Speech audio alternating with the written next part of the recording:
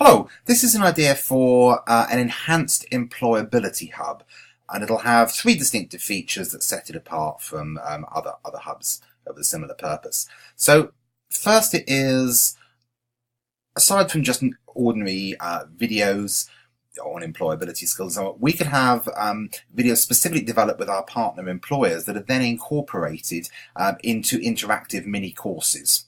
So questions will appear on screen. Students will even be able to make choices at the end of the video to watch again or to move on to the next segment. And I could picture using something like the H5P platform to construct this.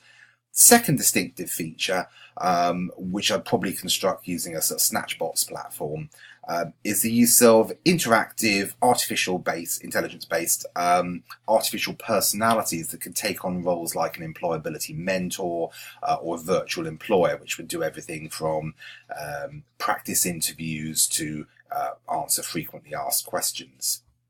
The third feature would be facilitation of actual online interaction with real partner employers. This could be done synchronously through video conferencing, or perhaps asynchronously through forums, or both. So that's the three elements. Those combined, I can see, will give this a unique opportunity for clients to have a really immersive and autonomous experience in terms of planning employability.